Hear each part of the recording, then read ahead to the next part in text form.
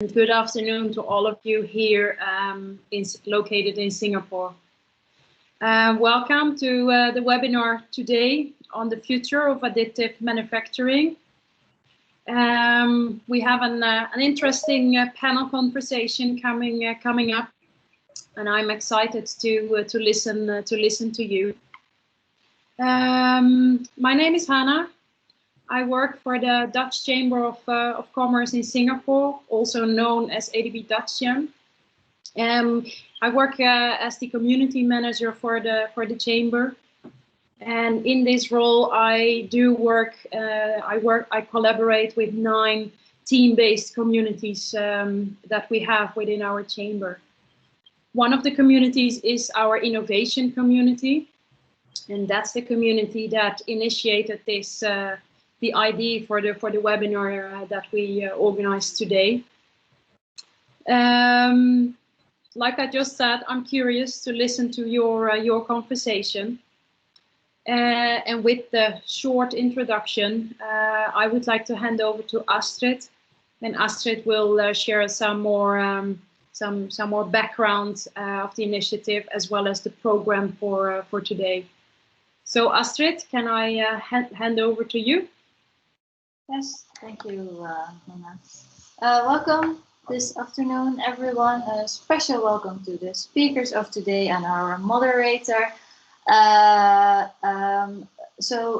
Hannah mentioned, this is an initiative of the innovation community as part of the ADB-Dutchcham business association, not only for Singapore and Dutch companies, but for everyone. This session here today was actually an idea that we had a long time ago, pre-COVID. We wanted to have a session real live, inviting everyone to join us, but unfortunately that is no longer an option. But I'm happy to see that doing this digitally has brought a lot of different people from different countries together. So I think that's a big plus of doing this virtually. Today, a few requests I have for all of you. Of course, there are rules. I would like to ask all of you to mute if you want to add on to the discussion. You can, of course, unmute and switch on your microphone. To do that in an efficient way, we would like to ask you to use the chat function, which you can find if you hover over your screen. You see the menu and then you see the chat function. If you have a question, please type it there. And then our moderator, Benoit, will give you the floor and will ask you to put on your audio to ask the question live, to make it a little bit more interactive and not static. One of the reasons I am involved, I work for the Netherlands Embassy in Singapore as innovation advisor, and we actually organize these type of sessions to see if we can forge some collaborations between Singapore and the Netherlands. We also have instruments to support those collaborations in terms of money. We can partially fund projects under the Global Stars initiative that is currently open. I think it is a good opportunity, but we do need people to interact in order to provide good matches. So that's why we are here today. Not much I would like to add at this moment. I think we are all here to listen to the experts sharing on the current developments in additive manufacturing and where we are headed. And I think specifically now in this COVID situation, there is more relevance, which I'm sure our experts can share more about. Ben, can I give the floor to you to take over here?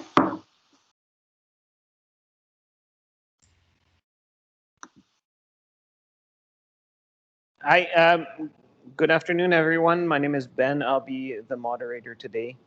My role today is to help the conversation move along and to keep a pace. We have activities where the panel will introduce themselves first.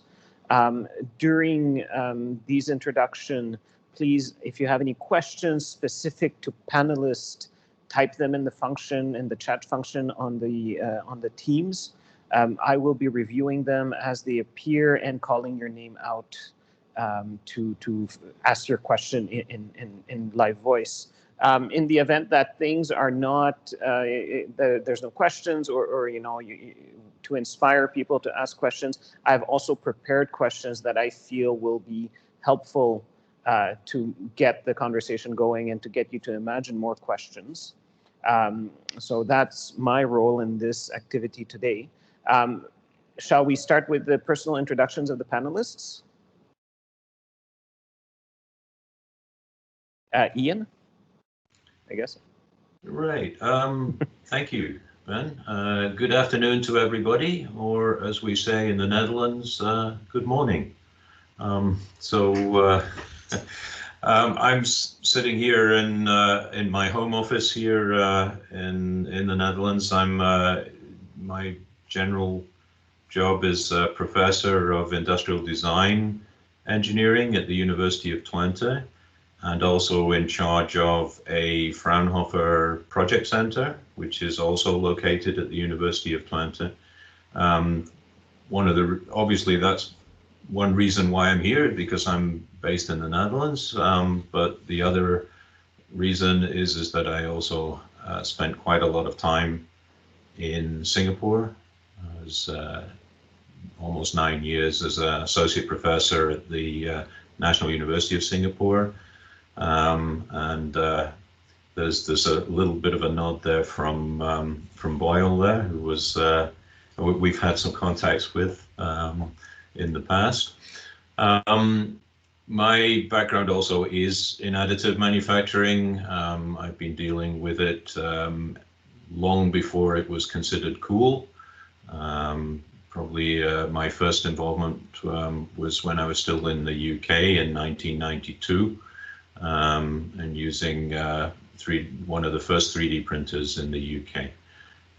But then I've had involvement with all sorts of different technologies over the years, and more recently, as my involvement here at the University of Twente, trying to look at how additive manufacturing can help industry in the region, in Europe and also worldwide, and to try and understand how we can help that to happen, because it's still relatively early days in my view. Good enough, Ben? Yes, very good. Boyle? Hi, thanks, Ben. Hi, good morning, everybody, and good afternoon for the people in Singapore. My name is Boyle. I am the CTO of Structo. I'm basically the person responsible for all the technology development in Structo. And I guess for some of you who are not very familiar with Structo, Structo is basically a 3D printing company based in Singapore. We design, we make, and we provide 3D printing solution. Basically, we make the machine, we make the resin, we make the software, and our market is very targeted to dental industry. So our machines and our resins and our softwares are used in dental industry, basically. I've been in Structo for about, I think 4 years now, close to 4 years. And I was previously not even from additive manufacturing background. So before Structo, I was in a completely different industry. I was in oil and gas industry, actually. So it's something completely unrelated.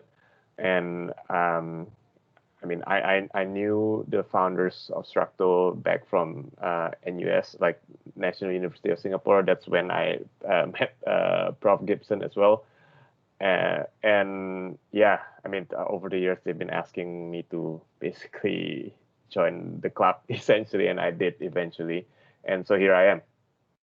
I guess that's probably a good enough introduction, probably. Ben, is that okay? You did a fantastic job. Thank you. Jan, would you like to introduce yourself?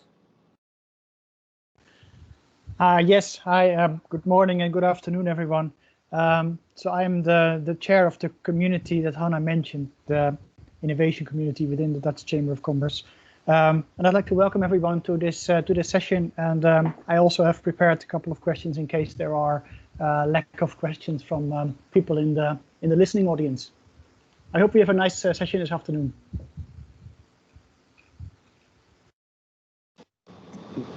Perfect. I'm lagging because I'm turning on and off my mic, so I'm just trying to be clean.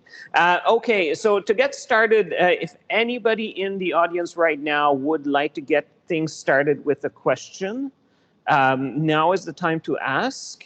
I can fill the void. So the reason why I'm very excited about 3D printing right now, specifically in the month of September 2020, is that for the first time for many, many people around the world, they've experienced 3D printing for the first time. They either touched a 3D printed part for the first time, they either looked up 3D printing for the first time, but they learned about 3D printing for the first time since ever. For the common person on the street, at home, my mother, my grandmother, my grandfather learned about 3D printing and finally understood what I was doing for a living. Now, and we saw, and the reason why 3D printing was so popular is that global supply chains were disrupted.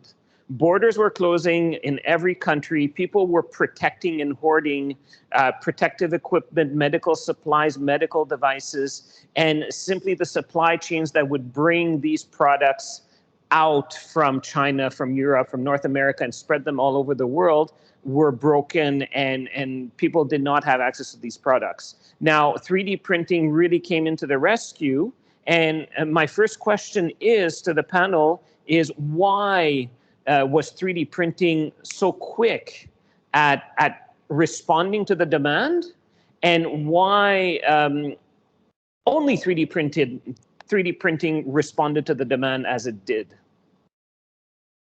Over to you guys. I'm going to start by asking you why you asked the question, because I'm not sure that it did. In some respects, I think that additive manufacturing, the perception is that it should be a very responsive technology, and I believe that it is. There were some occasions where there was definite impact. But then we saw that things like legislation got in the way. So what we're talking, and I'm guessing what you're talking about is things like PPE devices in particular. I was also involved in a project which looked at trying to develop a respiratory device, because there was, in the early days of COVID, there were problems with access to respirators and breathing equipment, etc., for all of these people coming into hospitals with breathing problems. Yeah, that kicked a lot of people into action, and there were definitely people creating the particularly face shields and the like. But then we realized that some of them didn't work because they related to designs which were with people that didn't quite understand what was needed from these devices. And secondly, as I said, legislation came into effect where, for example, if you want something that has a medical function, you've got to know that it's going to actually provide a benefit and not cause problems. So I think it actually illustrated a problem that we that we don't have a proper process in place for this kind of situation. 3D printing can definitely help in that respect. I think that it identified issues which we are now looking at, and maybe the next time something like this takes effect, and I'm sure it will, we will be in a much better position to respond. But I kind of felt that, yeah, there was a lot of hype, a lot of situations, and we saw a lot of things going on, but I'm not sure that it really made a huge impact this time round. And I'm hoping that the lessons that we've learned will make it possible for us to respond better the next time round. That's very interesting, because I think we have very similar thoughts, and it so happened that Structo was actually one of the companies in Singapore that was very involved in the response to COVID-19 situation, right? In particular, we basically took part in making of nasopharyngeal swabs. Actually, I have one here, right here. If you can see, this is basically the swab that goes into your nose all the way to the back. It's kind of uncomfortable, but basically this is what they use to detect whether you have COVID or not. I think at that point of time, in the earlier part of the year, there was a very big shortage of this thing in the market, basically, because the main manufacturer of this is based in Italy. It was at the epicenter of COVID-19 at that time, right?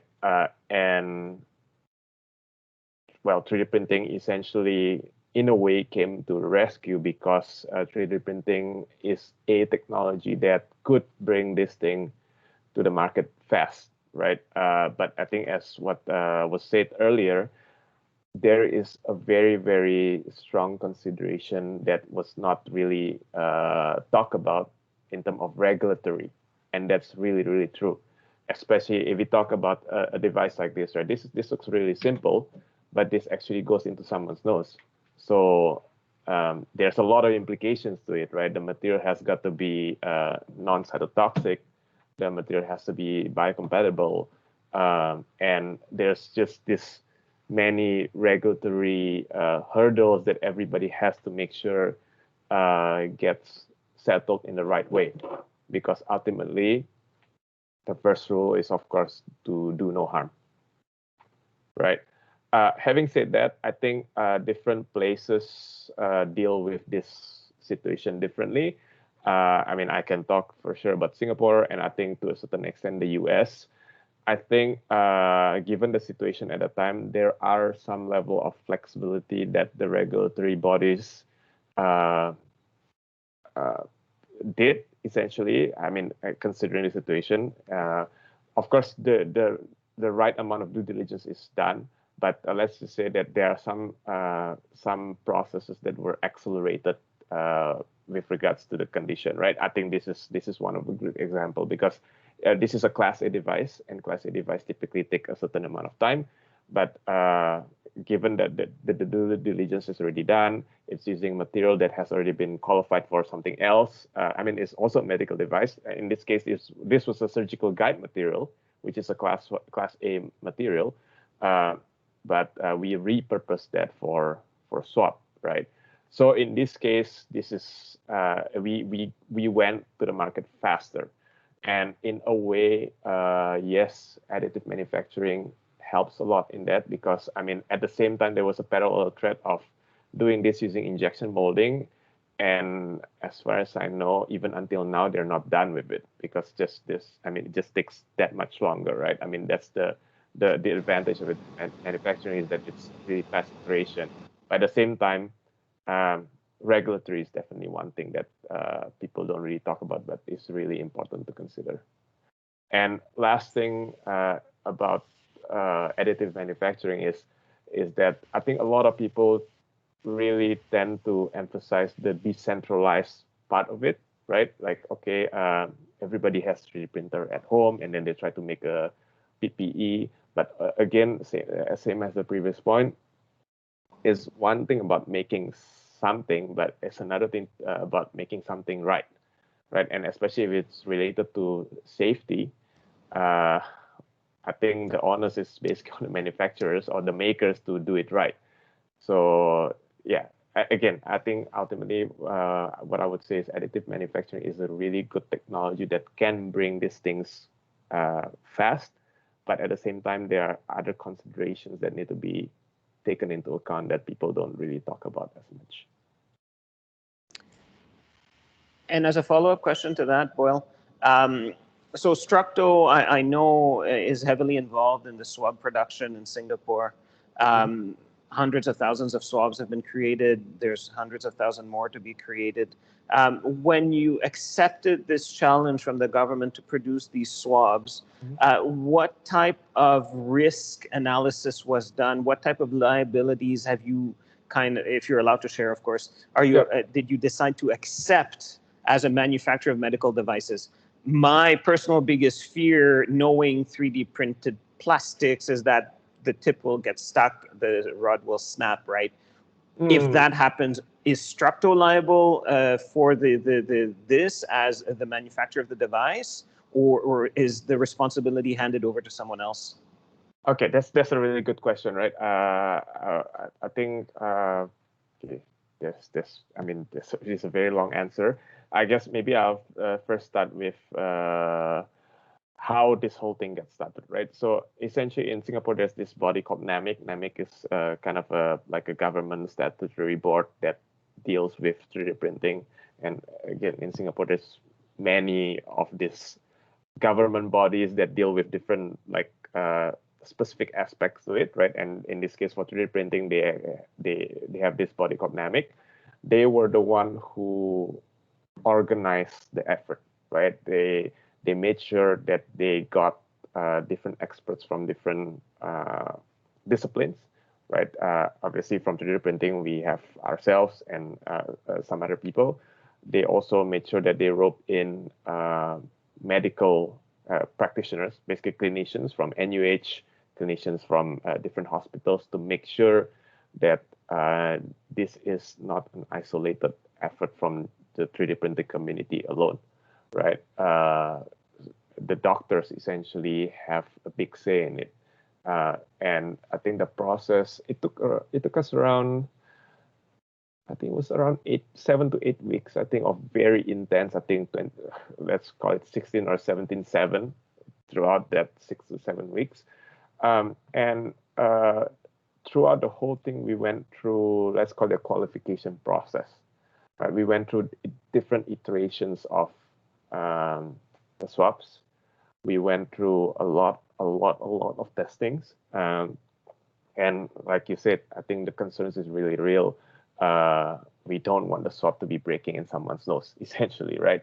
And we have done the utmost, as a task force, basically, to make sure that, okay, we do all the mechanical testing that we do aging tests, we do sterilization, we do bending, and we do clinical trials to make sure the stuff that we do is correct. And on top of that, also, the Singapore Health Regulatory Body, it's called HSA, they also created a guideline that basically dictates, okay, these are the things that you need to make sure you have in place so that we are sure that the quality of the product is of a certain standard. So those things are basically in place before we actually go ahead with the actual production. So in to the question about the liability, I think ultimately manufacturers are liable, right? But at the same time, we have done all the due diligence, basically, right? And I think most importantly, all the testing of the parts are not done by us. It's done by third party. In this case, it's basically a notified body in the form of TUSUD. So TUSUD is actually the one that tested a lot of the swabs. So they made sure that it conforms to a certain standard. I hope that answers your question. Very well answered, thank you.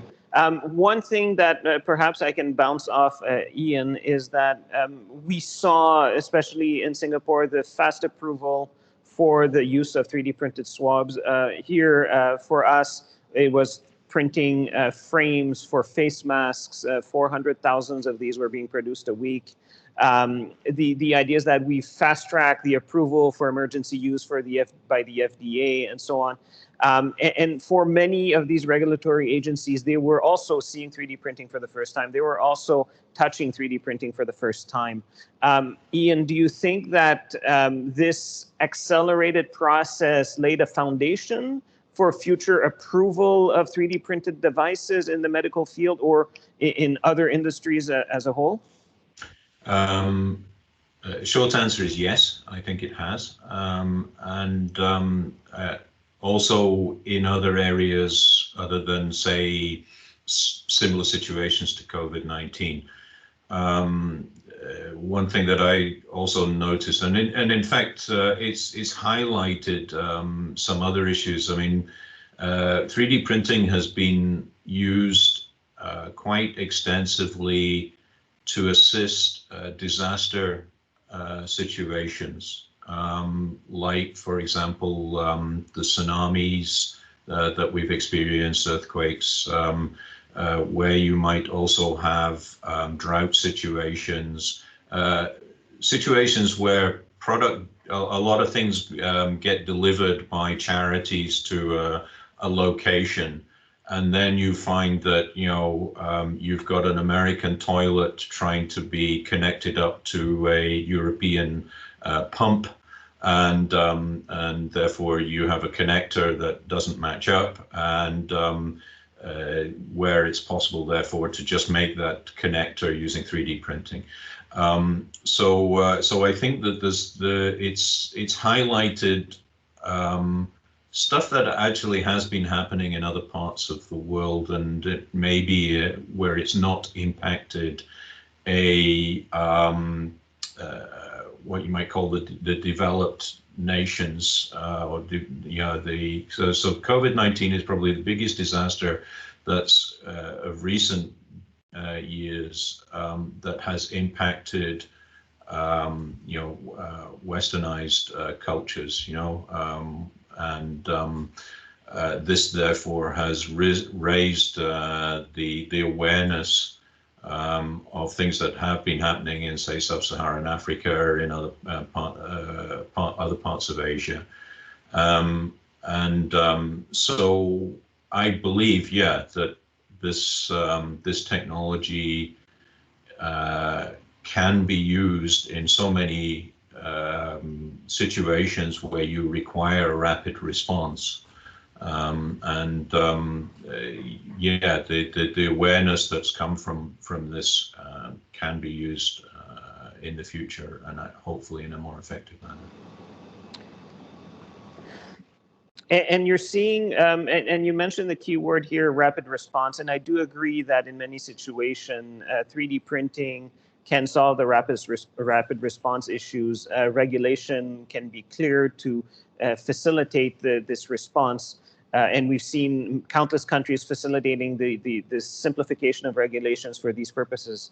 Now, if we look past kind of COVID-19, if we look towards the future, countries and country leaders are still talking about, we need to reshore manufacturing, we need to create an independent supply chain. And I don't want to sound too much like Mr. Orange, but the idea is that there's a lot of I would say, national pride into reshoring manufacturing. Are you seeing that they will simply try to reshore traditional manufacturing, or do you see that, we saw the impact of 3D printing, the rapid response of 3D printing, we're going to create I say a flexible manufacturing supply chain built on 3D printing as one of the key pillars of manufacturing? One of the things that I spend a lot of time talking to industry about when implementing 3D printing is that it is one tool in a toolbox of many tools that provide a solution within manufacturing, and therefore this, yeah, for sure, to me it's about the companies that are implementing these tools rather than necessarily whether nations are trying to reshore manufacturing. Ultimately, it's whether companies see a benefit in doing so. Maybe the fact that something like COVID-19 or some of this resurgence of trying to become more self-sustainable in nationally, however you look at it, manufacturing is becoming more and more a focus activity in most countries. So yeah, the use of additive manufacturing is there as a tool to help in various circumstances. One of those is in rapid response. Another is in producing lightweight components, or in producing customizable components. All of these things are where additive helps. But as I say, it really needs to be combined with, you need to look at your process, you need to look at your manufacturing process. And, I mean, I see Boyle nodding quite a lot there, and I can see, because one of the things that I am quite interested in, why I really like Structo, is because they've taken a technology that can be used in many, many different industry sectors, but then they've realized that when you specialize in one area, like dental, it's about providing a solution that matches the very specific requirements there. And this is what we see quite a lot in other industries as well, is when you actually start looking at, yeah, we should be putting in a 3D printer into our system. That's only the start of the discussion. And then you say, well, what other technologies do you need? How do you retrain your staff? How do you take real advantage of this technology so that eventually you can make money from it, that you can make a business out of it? Right. So to follow up on Prof. Gibson's answers, right? I fully agree, and I think one of the things that people used to talk about with 3D printing is that they hype it so much that people get the completely inflated sort of expectation of 3D printing. Oh, we can 3D print anything.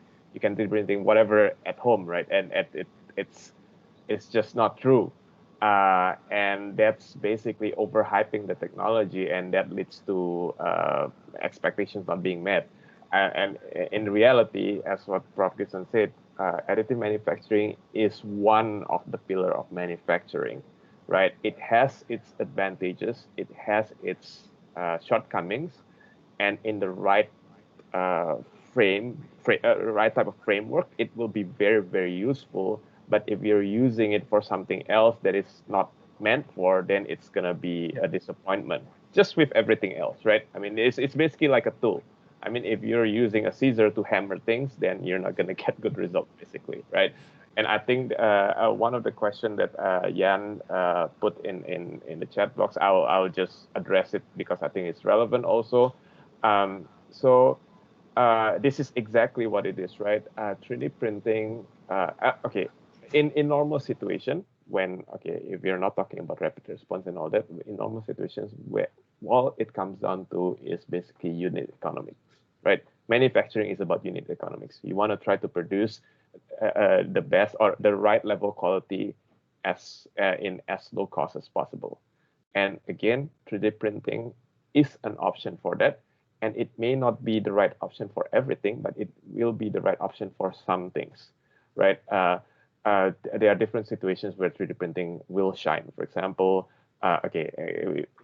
with specifically dental industry, for example, right? Dental industry is a very unique industry where there is a need for mass manufacturing, but at the same time, it's all customized because everybody's set of jaws are different. In that specific industry, 3D printing is probably right now the only suitable manufacturing method, right? But if you're talking about something that doesn't have a lot of customization, the shape is about the same every time, then 3D printing may not be the best answer anymore, right? Because once you make the tooling and whatnot, then okay, injection molding might be the better way of going about doing this, right? Again, it all comes down to unit economics. And I mean, and of course, there are different considerations, for example, time to market, whether you want to transition to a different thing, whether you want to deploy the manufacturing in a different place quickly. And I mean, all those things, all those considerations. But I think the main point is that additive manufacturing is a tool with its strengths and its weaknesses, and used in the right way, it will give a lot of benefit.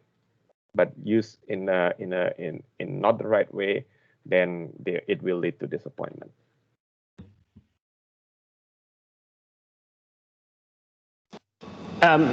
Thank you for sharing, both Ian and Boyle. I do agree. It is a unit economy. It is, I call it a ramp-up technology where it allows for, flexibility and change of design, rapid response. It solves a lot of problems for high mix, low volume situation. I think, so I've known Ian for a decade, I think. I've known Structo for a decade. I haven't known Jan for very long, but I've worked with employees of Jan before. I believe, and one question I'd like to ask Jan right now is, if I remember correctly, and correct me if I'm wrong, you had projects where you leveraged 3D printing to solve problems on a production floor. I'm thinking the potato chip company. I want to know, and maybe you can answer that, what was the mindset or what was the decision tipping point that you said, oh, 3D printing is the right answer for this, or traditional manufacturing should be used in this case? Well, I think in this case it was the fact that with 3D printing you can create a form factor that's really hard to make with traditional manufacturing methods. So in this case, we had to try sort of different tools with different variable geometries, and to create that, let's say, with machining was going to be very, very difficult, and we had a lot more flexibility in using 3D printing. So that's why we in that case used 3D printing for this application.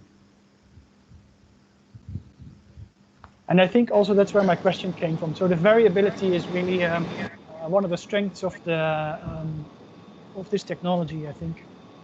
But my question was about, if you, let's say, if I had to make 100,000 of these components, eventually I'd probably switch to another technology, because if there's not, like what Boyle says, a different dental set for each person, but if it's the same dental set for everyone, then if you have to scale up to a certain number, you can solve these problems in another way and need more economically at larger numbers.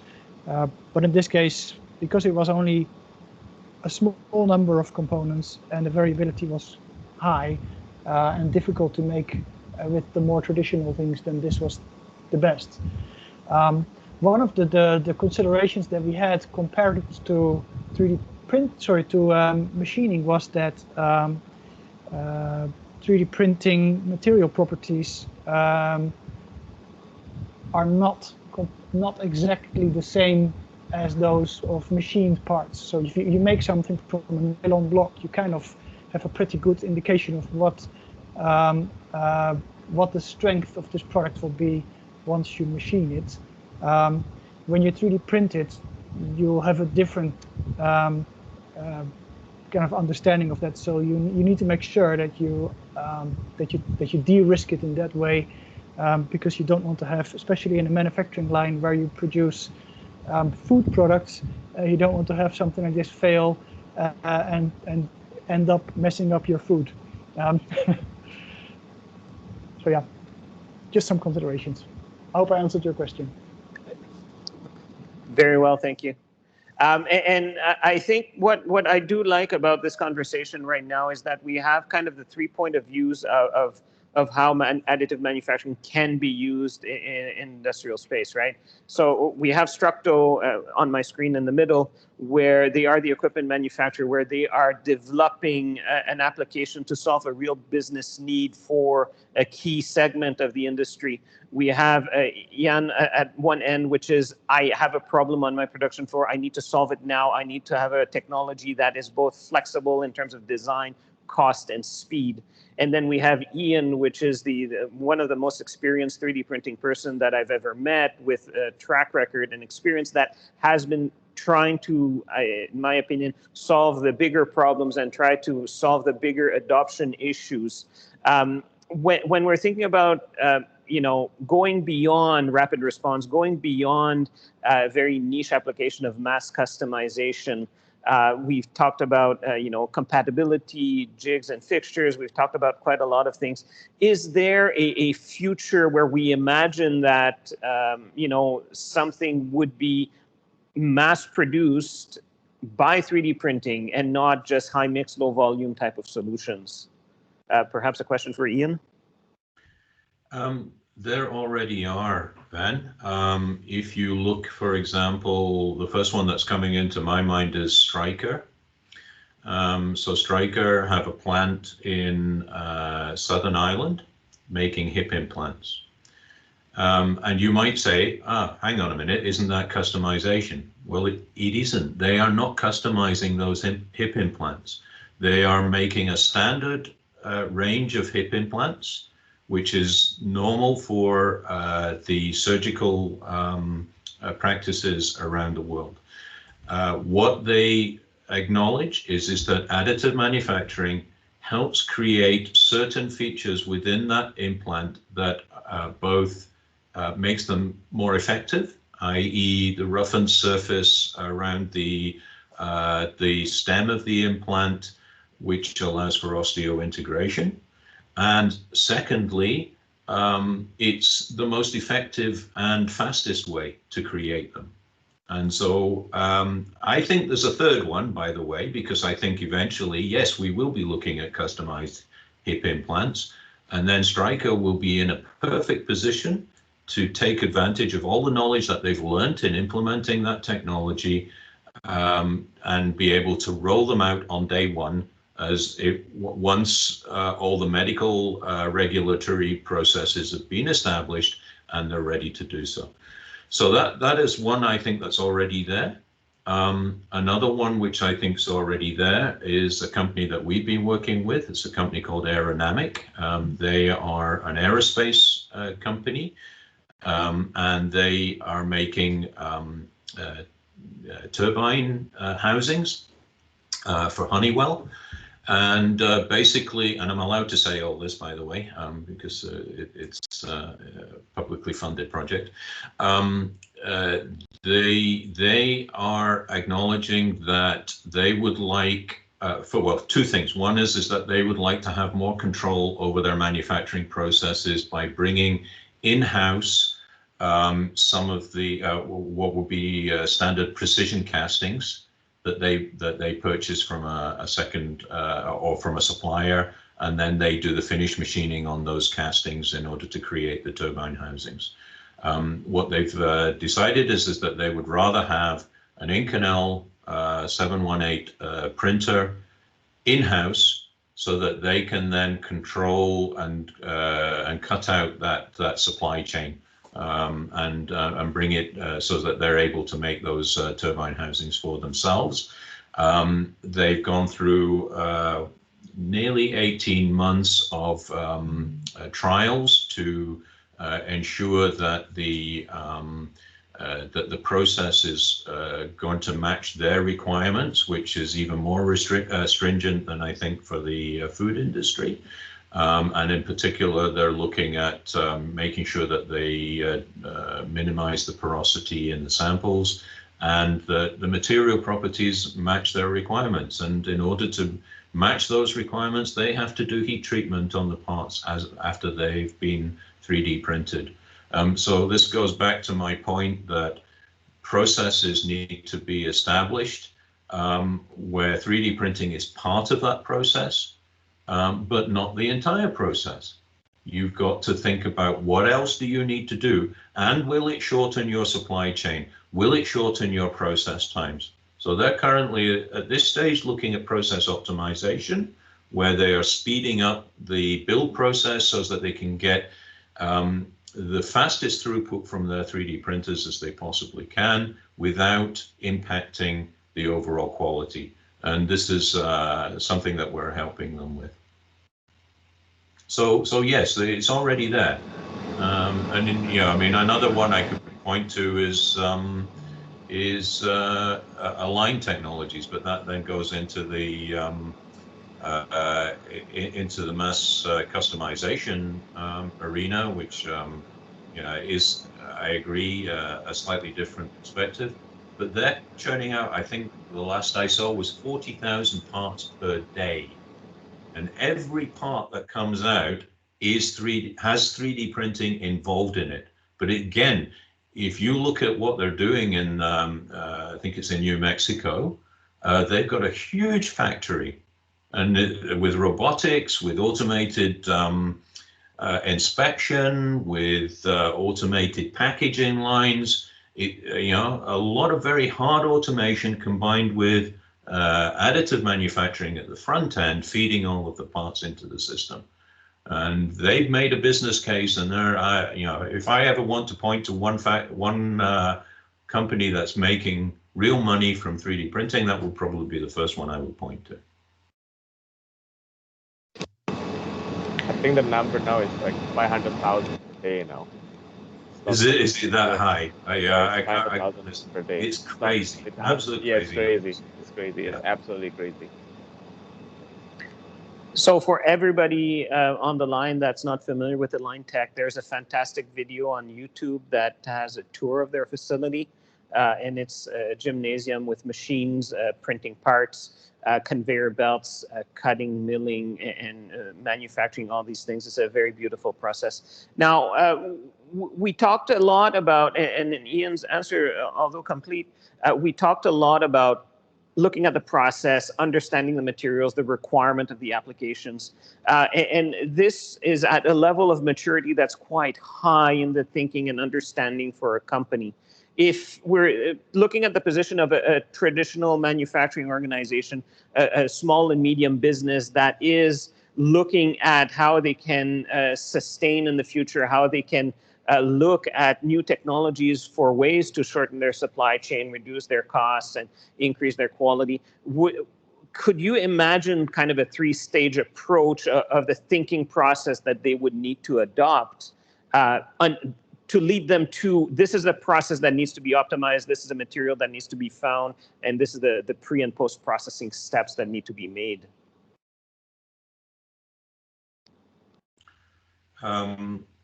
Yes.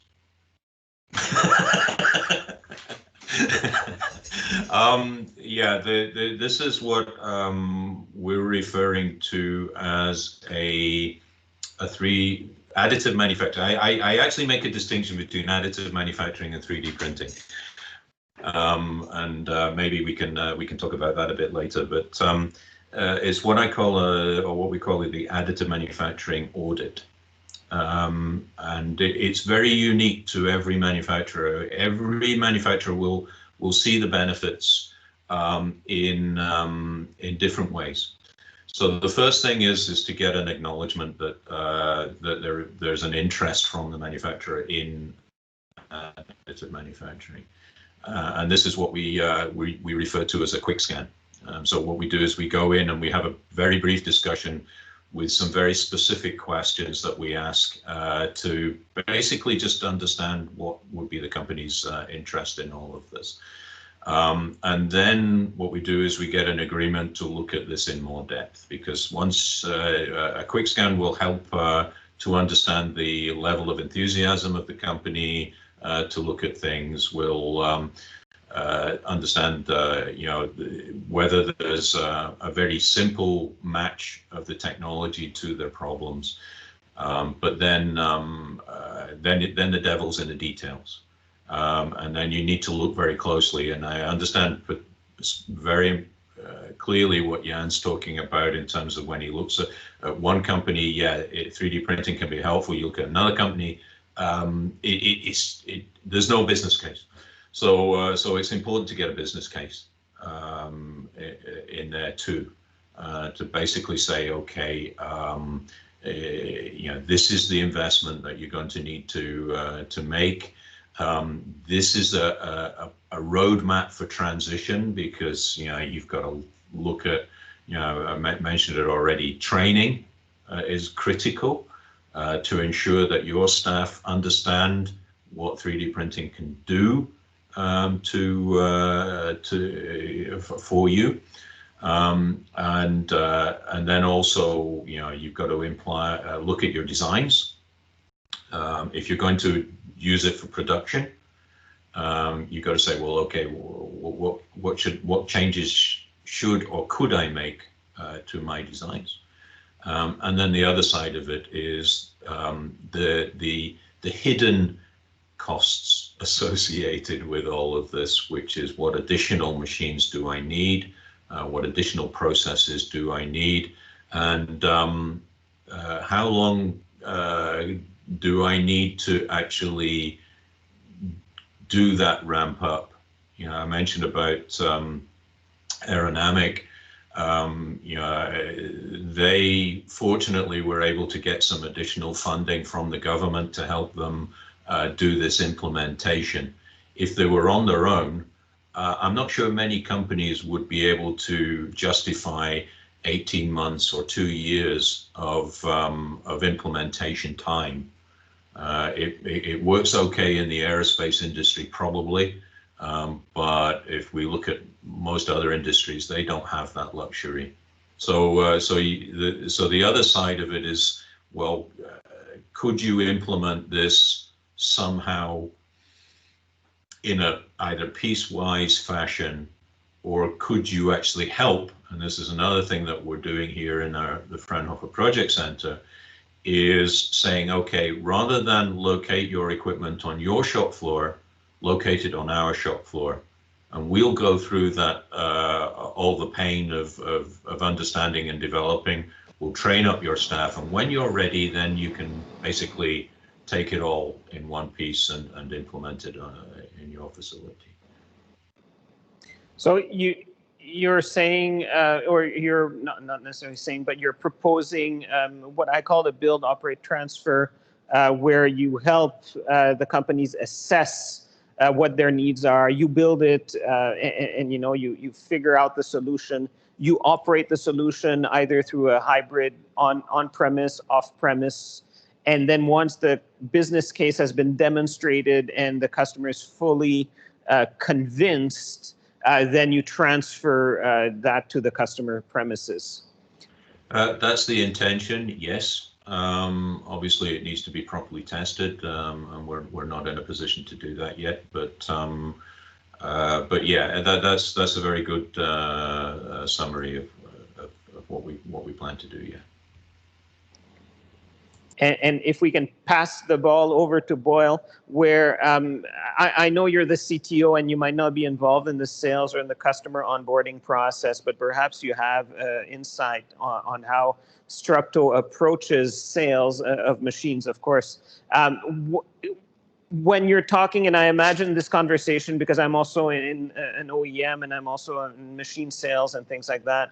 When I talk to a new customer, how do you explain to them the hidden costs of operating a 3D printing facility in their office, in their lab, without pushing them away from looking further into 3D printing on premise or as a service?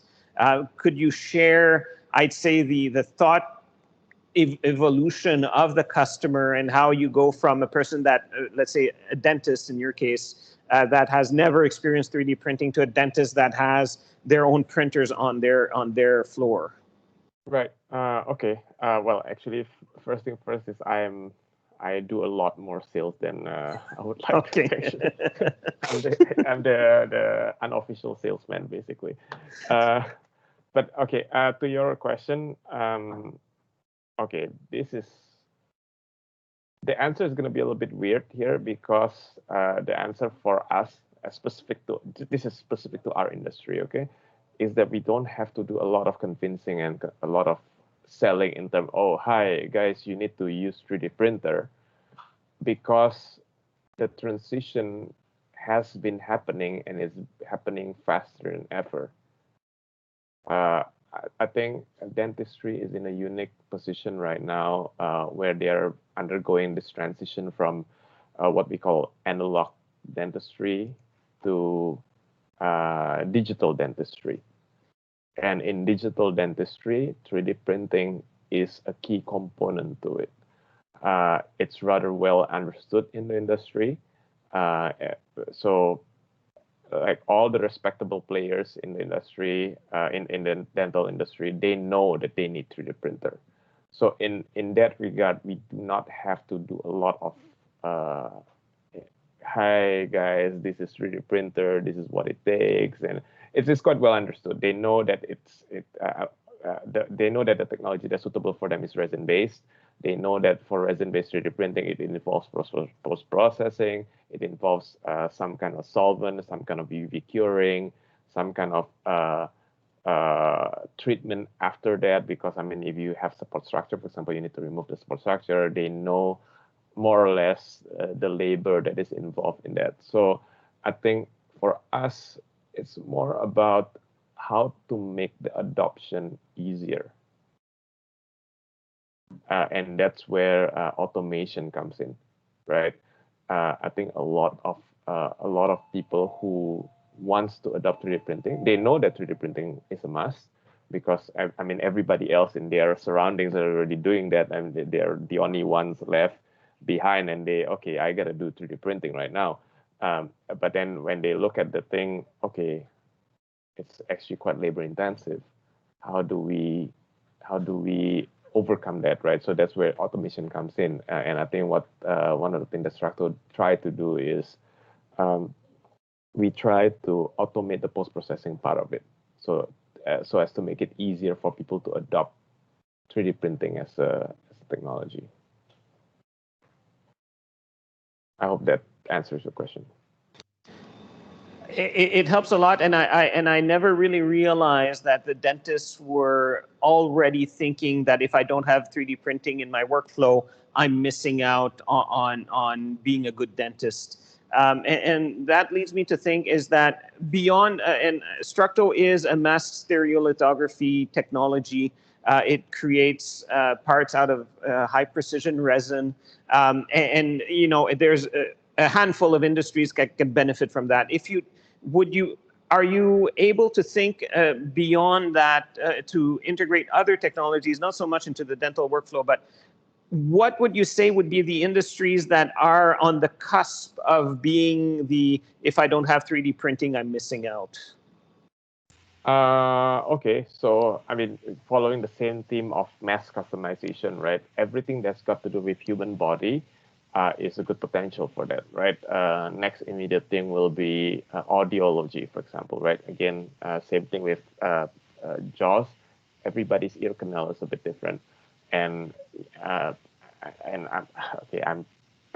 I'm betting that probably some of us in this call basically have spent a fortune getting a highly customized, really high-end earphone, basically, that fits exactly to your ear. That is a prime next vertical for 3D printing, because I think right now, if you want to do that, you have to wait for 2 to 3 weeks because they need to make a cast of your ear and whatnot, right? So with 3D printing, it's going to be a lot faster. That's one area. Next area will be jewelry, of course. Again, jewelry is something that's very highly customized, and also I think right now I think the main technology for that is lost wax method, and again 3D printing will help a lot in that, and to speed up the process, to make sure to do it in a more economical way. So there's quite a number of industries that are in the same nature. Podiatry is another one.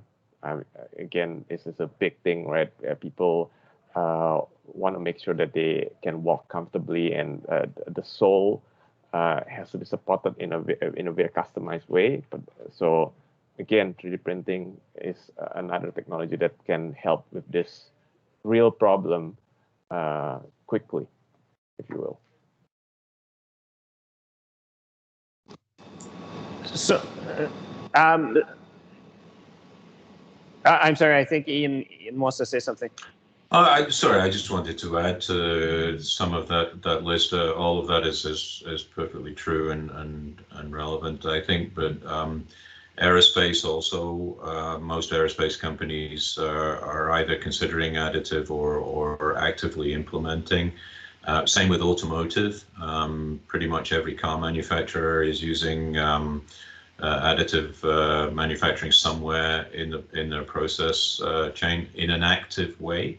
One area I think that has potential is maintenance, and in being able to create products which will help maintain either production lines or for example, very complex products which need constant maintenance.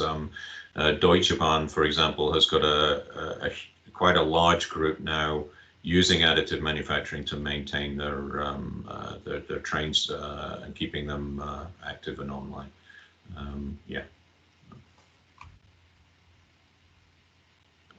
So we're just to summarize a bit. So we're looking at anything to do with the body, right? This is foot, head, body, inside, outside of the body. Anything that is customized to the individual can be 3D printed, and anybody in that business space should be 3D printing, right? We've Ian highlighted train industries. Basically marine, offshore, aerospace, all these high value transportation technologies or methods of transportation in the repair and remanufacturing. In Netherlands, KLM launched an additive manufacturing center for repair and remanufacturing. We have repair and remanufacturing in Singapore here as well. So, two types of industries. And I think that we've also highlighted that there's the keeping the machine working type of application where if you're in a production line environment where you have a lot of automation, a lot of moving parts, you're assembling and you're trying to maintain your high throughput, parts breaks, they need to be repaired. And the ability to manufacture on site as opposed to source from a vendor to repair and maintain the operationality of your production line is very important. That's 3. We, as a consumer, and I think a lot of everybody in the world is also a consumer of 3D printing. And one of the questions that I've been, struggling with and trying to explain to customers is that there's a lot of opportunity in 3D printing, both in highly specialized customized parts, in parts that will help you make other things. But, and any of the panel may answer this question, when do you think that the average customer will be willing to pay the same amount of money for a product that is 3D printed from the store? As in, I'm buying shoes from the shoe store, I'm buying 3D printed shoes from the shoe store without having to compromise and without having the feeling that I need to pay less for this product because it's a cheaper product. Can I take this? I think if we go back to one of the examples that I brought up, Podiatry, I think right now there is already something going on in that space. Basically, one of like a printer manufacturer basically is setting up the infrastructure for that, because right now, if you go to shopping centers in Singapore, for example, you walk around, there will be some places where they have this like podiatry booth. Basically, you go in, they scan your feet, and they come back in 2 weeks or whatever, right? So I believe HP is bringing that concept to a next level, they're saying they're setting up the booth there. It's the same concept, but they're saying, you know what, don't come back 2 weeks, come back in 2 hours or whatever, how many hours they take to print, and your podiatry sole is going to be ready for you. And I think that's something that people will be willing to spend money for, because again, it's not like a hype anymore. It's not like a fluff thing anymore. It's a real thing that addresses real problem. Yeah, to me, the key to a lot of this is in the materials. Once we have got we can demonstrate that the material properties are not limited by use, then it's going to be fine. And there's already a number of cases. I agree the podiatry one would be like that. The hearing aid one is another good example. Yeah, there are probably still quite a lot of applications where a 3D printed part doesn't match the user's requirements, either aesthetically or in terms of the mechanical properties. But that gap is definitely closing. You look at, for example, the carbon fiber filled polymers from like Markforged and the like.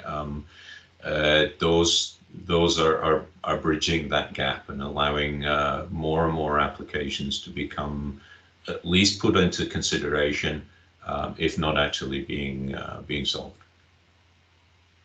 I absolutely agree to that. I think, I mean, to just add on to that, 3D printing actually has been around for a long time, right? I mean, it's not a new technology. I think it's been around since 1980s, I think. And to me, my personal opinion is that what was really limiting that is two things, essentially. One is computing power, and number two is material. I mean, people will argue which one comes first. I think computing power is really the thing that really held it back, because I mean 3D printing is a very 3D heavy technology, right? So there's a lot of I mean, okay, right now graphic card power basically that just was not there. Now that it has changed so much and the progress in that regard is so much like ahead, then everything else catches up. Because when we talk about the material science itself, right? Okay, I will be very specific on the resin technology, for example. UV technology is not new. It has been around since 1940s or 1950s, for example. I mean, it's been used for coating technology for a long time. It's just that the application of it to form bulk material that is used for everyday use, like any other plastics, was just not there because the machine and the computing power is not there. Now that the machine is there and the computing power is there, then the material is just catching up to it. And we're seeing, I'm hearing the materials are developing, the technology are developing, things are becoming easier and easier to do now that computing power is improved, machines have improved, materials are improved. Are we, as a human species, waiting for new materials and the technology to arrive to solve the applications, or is there, with so many applications that are regulated and controlled by certain regulatory bodies, are we really needing to wait for the material, or can we easily substitute and should be more actively looking at to material substitutions? I think okay, it goes back again, perhaps in my view, to the business case issue. There are a lot of materials around already, which can be applied in relation to additive manufacturing. The issue is really about, is there sufficient business for the materials suppliers to focus their attention to create these at low enough costs? You know, I go back to the original days when I started with my first laser sintering machine. I was paying 200 US dollars per kilo for nylon, which was basically almost identical to a paint filler, which I could buy at $2 for 100 kilos. You know, but the company that provided the material didn't at that time see enough benefit in focusing on large-scale production of that material. Now we're starting to get into that space. You know, there's many more applications around that, and you know, when you've got a company that is you know, typically wanting to purchase, say, 100 tons of 3D printing material for their US production, then you know, like probably a line technology is then it's worthwhile for the material suppliers to provide those materials. They are available; they're just not really being geared towards additive manufacturing yet. And we're seeing, speaking of materials, we're seeing a lot of acquisitions in material companies. Clariance was acquired, you know, quite a lot of application. I believe there was another acquisition 2 weeks ago or so. Are these acquisitions a consolidation and trying to optimize production to reduce cost, or is there that the companies being acquired were not able to demonstrate demand and basically needed to recover their losses? In your opinions, of course. I think it's more the latter. I think, like I say, it's more about materials being, you know, having a market. When you're a materials supplier, you need a big chemical plant to be able to create those materials, and you know, those cost, you know, tens of millions of euros. So you know, you've got to justify the demand for it. Up until now, the demand hasn't been there. I think, yeah, we are in a transitionary period for sure.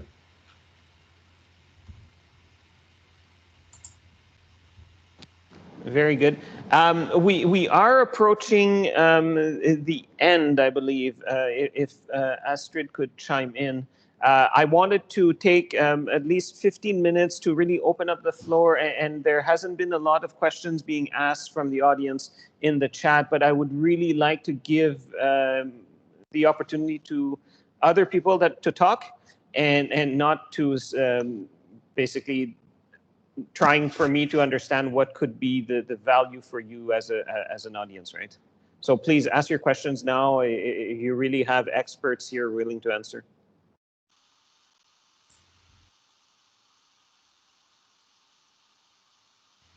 I have to say your questions have been great, by the way, Ben. Yeah. That could be one part of the reason why nobody else is chipping in with questions. I think I think it's specifically interesting because you are already an expert yourself. I think the questions were deeper than I think the ones that we get from the audience. So that was great. I kind of feel that we also, some people have left, maybe they blocked their schedule also for 1 hour. Scrolling through the chat, I think also a lot of the questions were already answered. And I see that Edwin, for instance, asked a question, but he had to leave. So yeah. Yes. Actually, I also have another appointment right after, so. Okay. Then maybe if I can propose to follow up by also sharing your contact details so people can approach you separately. Yep. There was also a mention by someone I know, I've spoken to her 2 weeks ago, Violetta, who is working on something I think is quite interesting to also protect designs. I wanted to highlight her and we'll also mention her separately in an email to you guys, to the speakers. Yeah, so I think that's what we should do, and maybe wrap up the discussion right now. And one closing question for you, Astrid. If I imagine I'm a company in Singapore, if I am an organization that manufactures product, or if I am a Dutch company that wants to expand to Singapore, what is the Dutch Chamber of Commerce there, the framework? How can we leverage this information and your resources to facilitate this transition and cooperation? Well, I think what ADB-Dutchcham and the embassy work closely on is helping you with network in Singapore. So if you are a Dutch company wanting to move to Singapore, set up your business here, or want to investigate whether it is a good idea to set up your business here, I think we are two places you should definitely start, so the embassy and the ADB-Dutchcham. And for Singapore companies or foreign companies in this session that would like to expand to the Netherlands, the embassy is also a good place to start. We have a dedicated team that can help you with all kinds of questions you have, whether it's tax, I'm definitely not an expert, or matchmaking. Feel free to reach out to the embassy. And in your opinion, what would be the primary reason, the #1 most important reason why a Dutch company would want to come to Singapore, and what would be the most #1 reason why a Singaporean company would want to go to the Netherlands? Putting me on the spot here.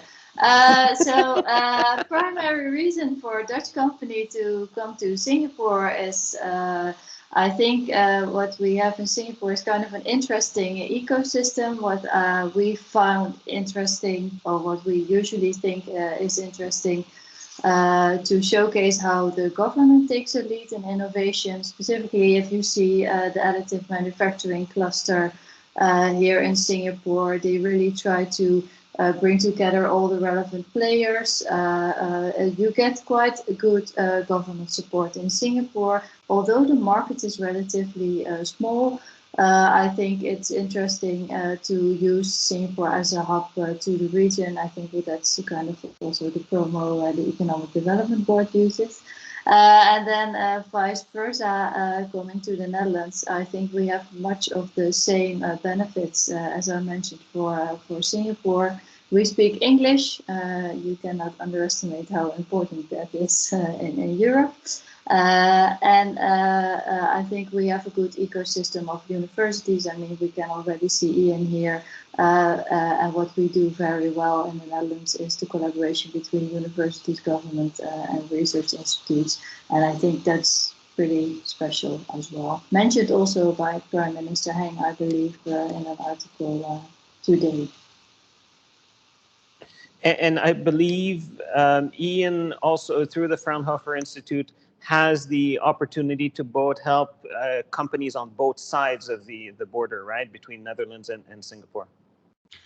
That's correct, yeah. The Fraunhofer Project Center is actually a part of the University of Twente, and most Fraunhofer institutes are associated with a specific university.